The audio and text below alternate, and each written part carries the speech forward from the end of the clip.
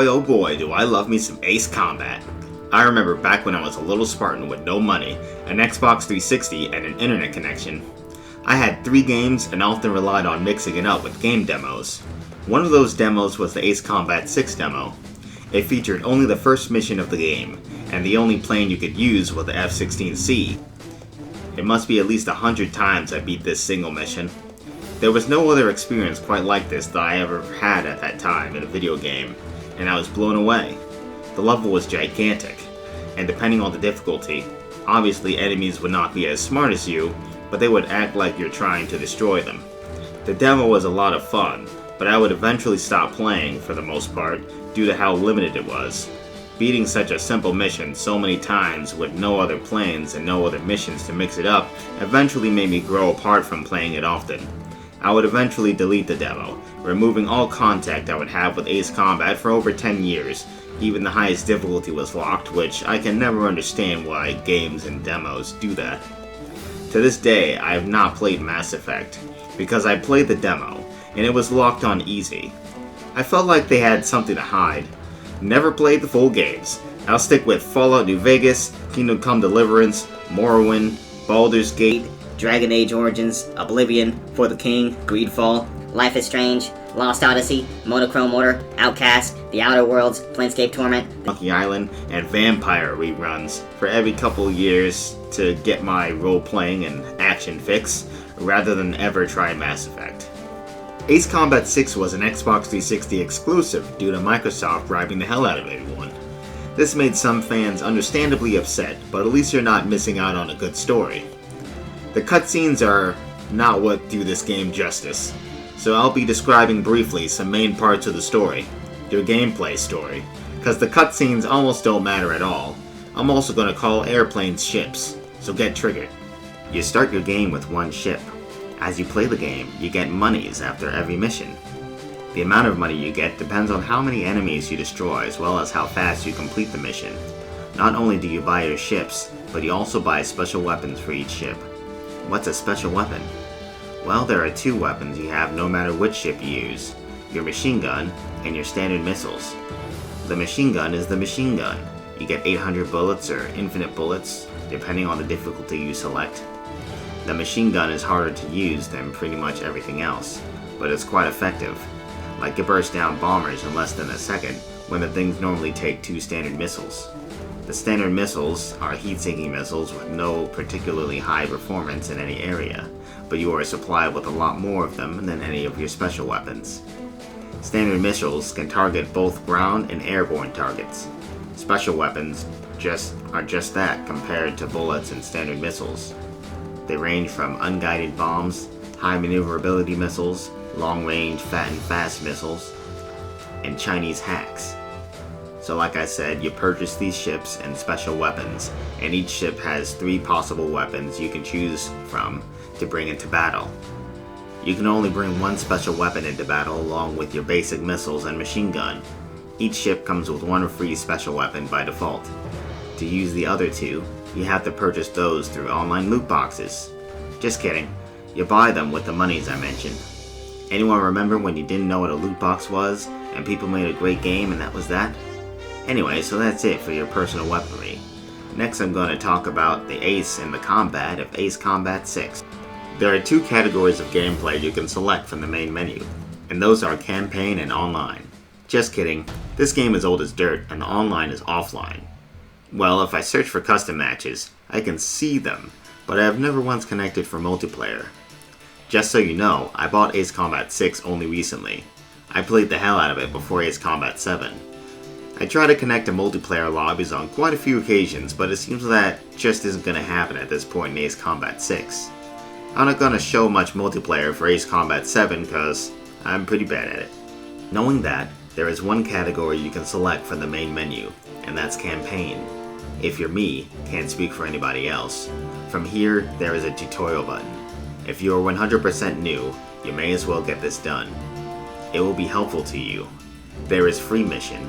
It allows you to select any previously completed mission you like, and at what difficulty. Additionally, you can select free flight from within this menu.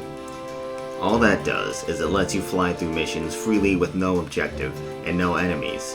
It's just you, your chosen ship, and the slow realization that you're obviously the last living human on Earth. The continue button is completely self-explanatory. You can continue your current campaign progress where you left off. The last two are similar but different. New game restarts your campaign where you lose all campaign monies and ships and special weapons. Don't worry, this does not erase your progress whatsoever in other parts of the game. Special new game starts a new game where you keep all the monies and ships and special weapons from your last campaign. When you select new game regular, it is locked on easy, medium, or hard, regardless of which difficulty you have unlocked for every other mode. By the way, you have to unlock additional difficulties by beating hard. In the cases of Ace Combat and Fracture and Gears of War, it just feels like a waste of time. Granted, aerial combat can be much harder to get used to than infantry combat of Gears of War, but I'd rather bump my head on Ace the first time, instead of beating the entire game on hard. When I found out there was another difficulty after hard, I was pissed. I thought I'd done good, but it turns out I was still a scrub. And in this case, I didn't even know before beating it. I was kinda bummed for just a little bit, but oddly relieved, because it turns out the game could be just a little tougher for me now that I knew how to fly.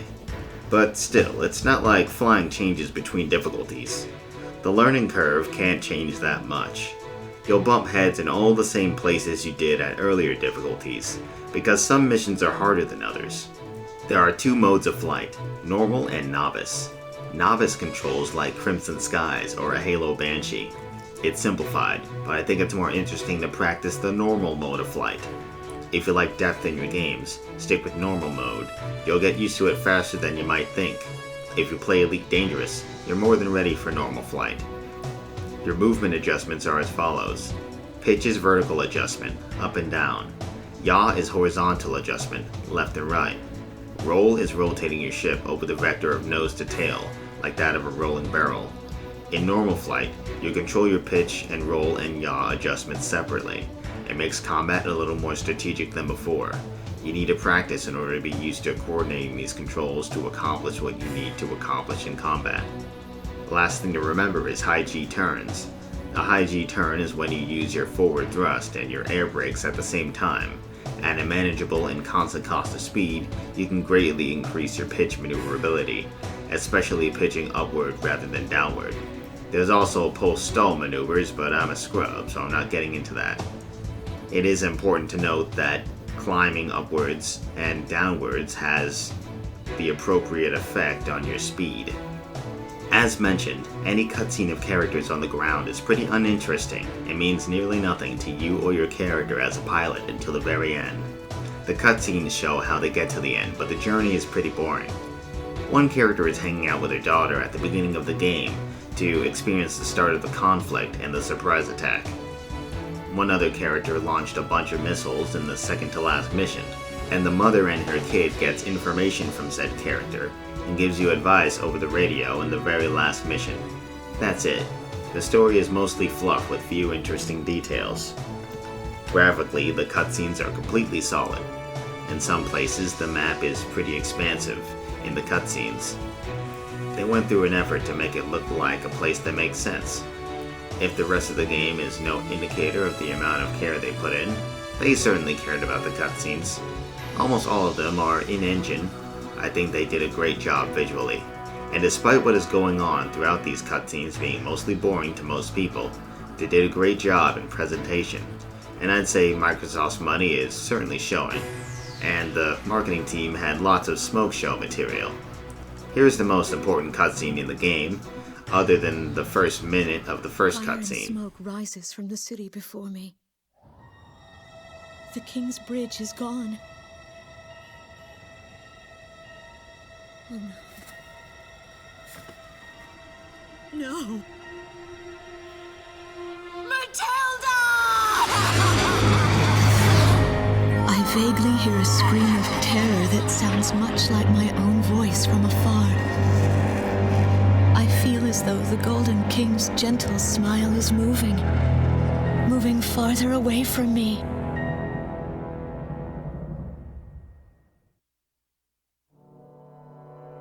Every now and then, I'd tell my daughter the story of the night some years ago. A night when the sky was radiant with shooting stars. That night, your father and I made countless wishes together. An asteroid called Ulysses came into Earth's orbit and disintegrated into millions of pieces, which poured down on the land below. As we watched the shooting stars that night, fragments from the asteroid rained down on our eastern neighbor, Slovakia, damaging a great deal of their infrastructure and devastating their economy. Soon after, the news reported that their nation had fallen into a civil war, one that would last for years. Eventually, the internal strife was brought to an end when the generals came into power. In the midst of hardship, the citizens of Slovakia were convinced that the only way they could recover as a nation was to rely on a military government led by these generals. Before long, they went so far as to invade our nation, the Republic of Ameria. Our military was forced to retreat to Kesid, an island far to the west. My husband, a fighter pilot, also hasn't come home since.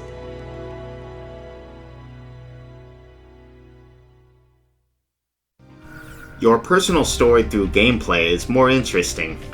Every mission has a briefing and a debriefing. The briefing shows a virtual battlefield graphic of what you're dealing with as the commander talks, and at the end of the briefing, you're shown a map of what to expect at the start of your mission, which can be examined a little more closely should you wish to. This part of the review contains spoilers. Sort of.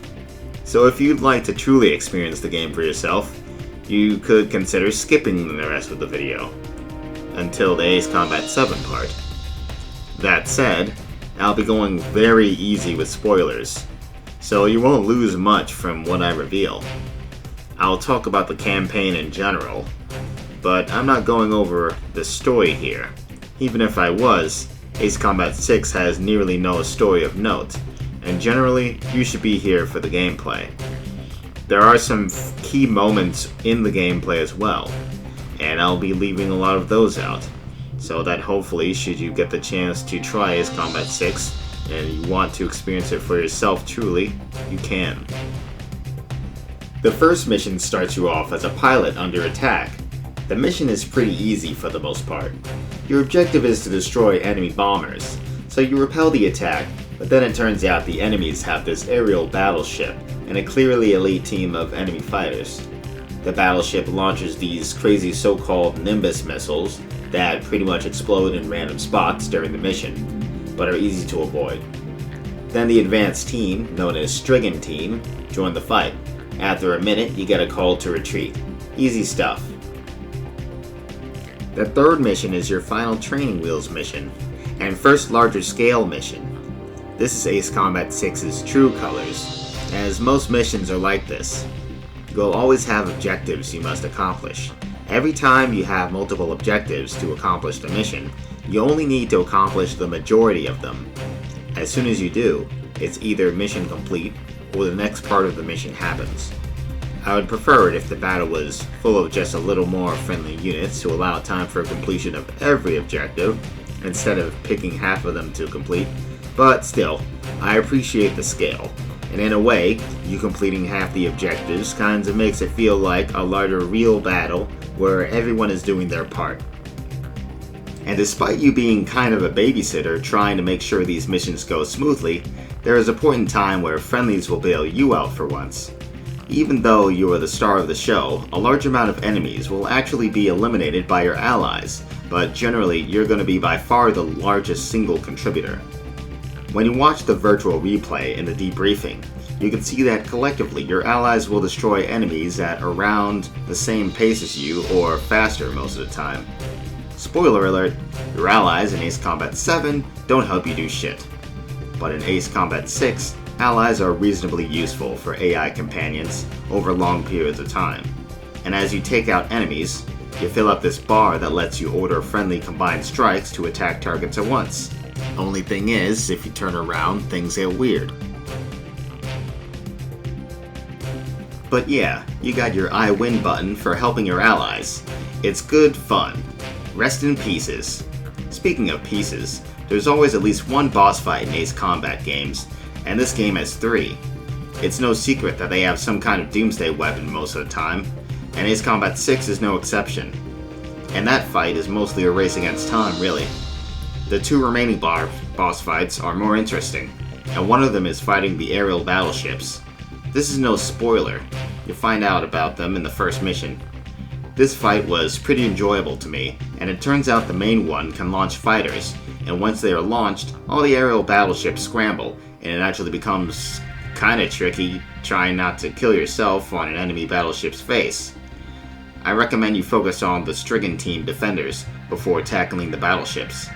The game makes you destroy every piece of the battleship, including the secondary engines, before you can kill it, to flesh out the fight, cause otherwise it'd be pretty lame. Sometime after those guys, you fight Pasternak, a man flying a ship named after a demon, with a song playing in the background that is named after a place in hell. Get ready to smash your nuts against this guy for a week. I'd show you, but I think the sheer shock and frustration of this guy builds character. So spoil yourself if you want, but honestly, nothing can beat your balls shriveling up into your body and then falling back down 4 times their original size, complete with their own beards, when you finally beat Pasternak. Well, that pretty much sums up Ace Combat 6, without saying anything that could rob you of an experience in detail. One final note though, your wingman, known as Shamrock, is a constant companion in the game. He can be commanded to fly on his own, aggressively, or he can be commanded to attempt to cover your ass. He can be shot down, which translates as him being forced to retreat from battle. He's alright, but he is sometimes found to be annoying to fans. He's way too cheery sounding to many, and he says, "We make a great team," which is truly an overstatement. But to be honest, he's the second highest individual contributor of kills. So cut him some slack, guys. Are you getting it? It's not over yet. Who is this? The real war has just begun. Who the hell is this? What are you talking about? Corrupt governments and marred lands are no longer worth fighting to protect. There's only one thing worth protecting now. Unknown aircraft approaching fast. This may be an attack. And that's the future.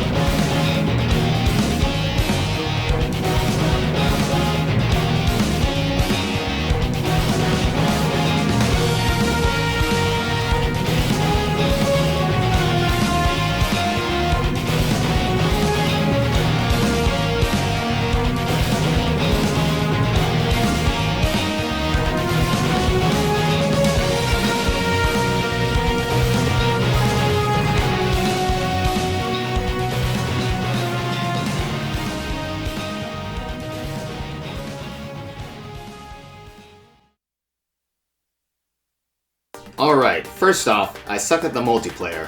I don't get many kills. I'm not getting destroyed instantly or something, but I really ain't that great. I do some damage now though, but I don't think the multiplayer will ever really be my thing. I'm just not gonna put in the time I need to really enjoy the sport of it. So don't expect any multiplayer commentary. This game has most of the features of Ace Combat 6, and bumps it up a notch in almost every area.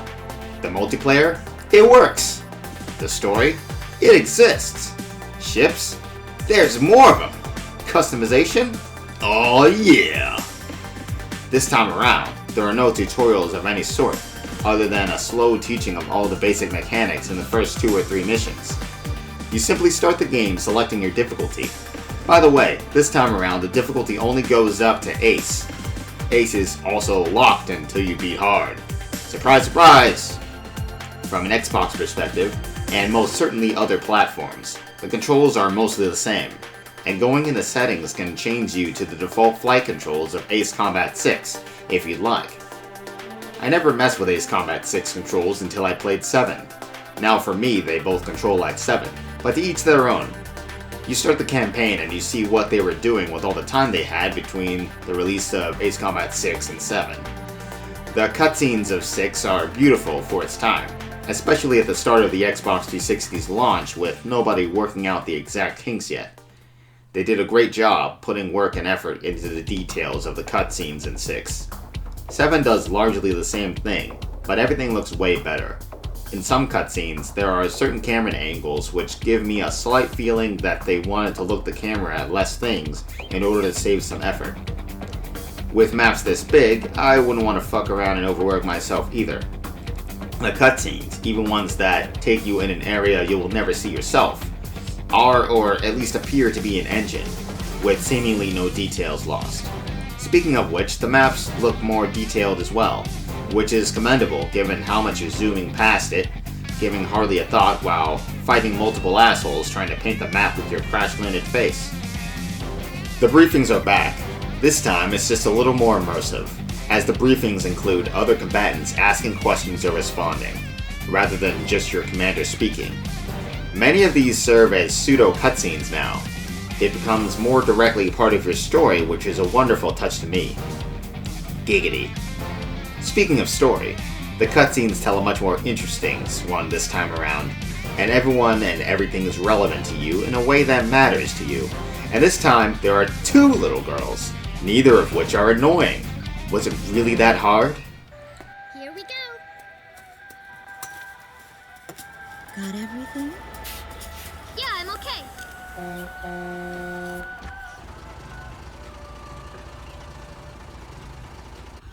Here, honey. An offering for the king. See you later, Mom.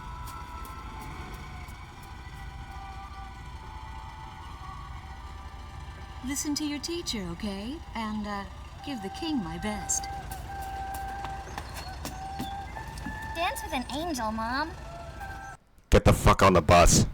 The story and the cutscenes are largely about things that explain why the war and your story in general is happening. The game in general will have you fighting automated drone fighters much of the time. It's a big part of the plot. The cutscenes show the scientists responsible for developing the drones and the pilot that's helping them, among other characters. Every single one of these characters is more interesting than the ones in Ace Combat 6. After briefings, like last time, you start with 1 ship, and can earn more by buying them and their weapons. While there are more ships this time around, that's not the only improvement in this area.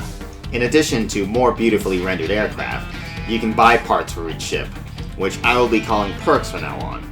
You can apply 8 perks to every ship. They have 3 categories: body, arms, and miscellaneous, such as the anti-stealth microwave radar perk, which enhances stealth detection capabilities. As well as the limit of 8 perks, each perk has a certain value, and each category can only have a certain amount of value equipped within it. There are actually a few perks that are multiplayer or campaign only as well. With the perk system, you can beat a ship into whatever you need it to be, more or less, or further enhance its strengths. The last bit of customization you have here is paint jobs and emblems, but that's only after beating the game. and then you can have an emblem placed on your nose area, mid-body area, and tail area. You can place it on all or none of these places, in whatever combination you wish. The cutscenes, as mentioned, are far more a worthy investment than in Ace Combat 6.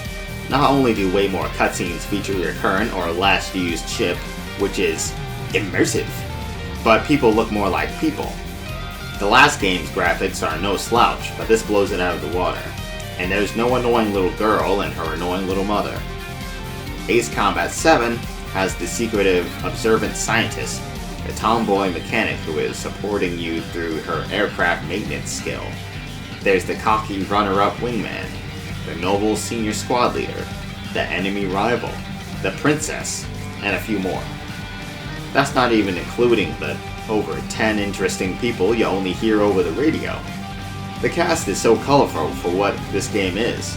It's kinda how with Spice the Wolf, you came for the Wolf Girl's C-cups and got an economic class. Now I'll talk about the gameplay. The potatoes and meat, the wolf ears and tail. As expected, gameplay is largely the same, but with improvements. Controls work the same as before.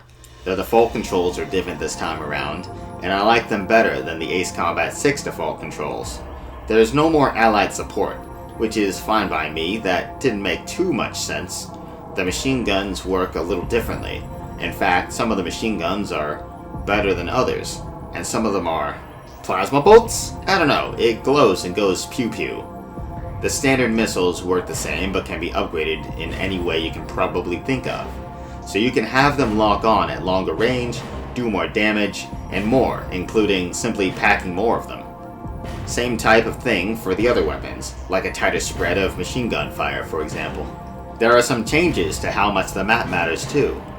Weather can affect your flight, so if there is a thunderstorm, you can get struck by lightning, which will temporarily screw up your display, and will drastically reduce the amount of control over your ship for a few seconds.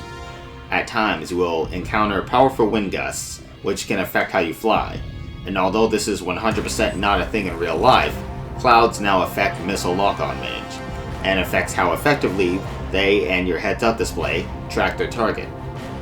There are a couple missions that use their new weather and cloud cover mechanic to great effect, and it's part of the challenge of the mission. One little thing about Ace Combat 7's story is that not everything is explained to you. For example, if you aren't paying attention, you might commit a few war crimes. Whether that matters to you or not is your choice, but it's interesting that it's even a thing, where if you weren't paying attention, you wouldn't notice. And certain things make you wonder about high-ranked traitors and murder. Why this murder happened isn't explicitly explained. You're just left to wonder about it, but it can be logically explained why certain people do what they do, and certain events occur. It's just another layer piled onto this game where it's a little deeper than it had to be. It turns you into a detective. It makes you wonder how much of the good guys you really are.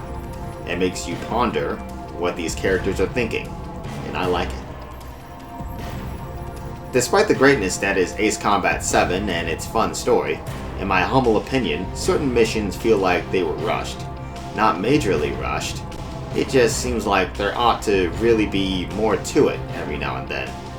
And in about 3 missions. One of them is the mission Faceless Soldier, where the first part of the mission just seems completely lacking to me.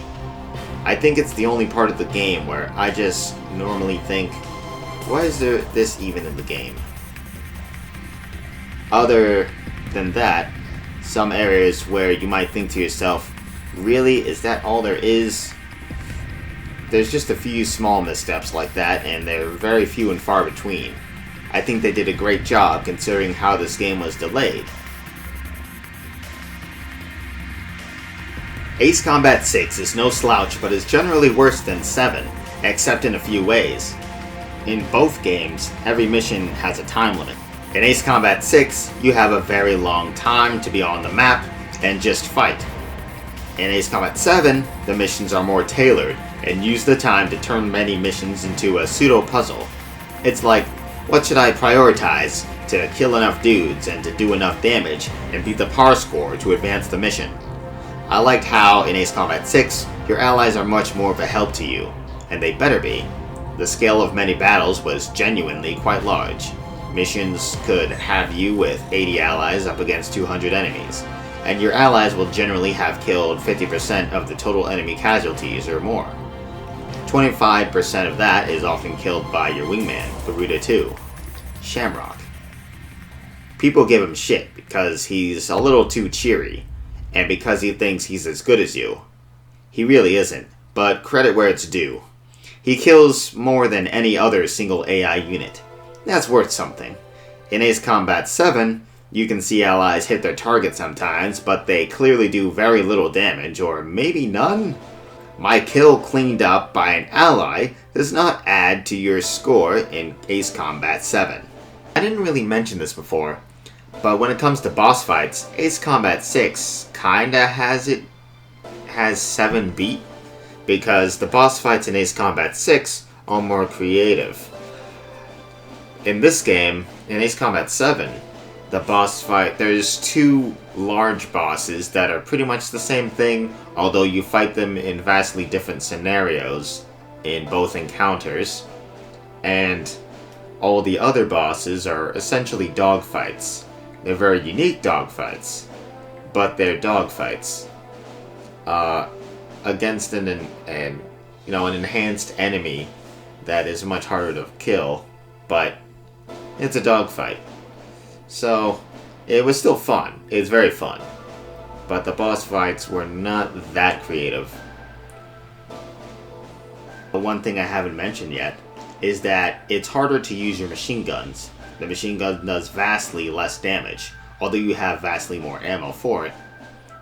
And your movement affects the launch of the bullets. So if you're moving around a lot, it gets less steady where you're actually aiming it. Here's my final thoughts. Ace Combat was never designed as a realistic simulation. It is, and always has been, a larger-than-life flying game. It is heavily outrageous and over-the-top, yet heavily inspired by reality. Flying is believable, and combat can be challenging, but not realistic.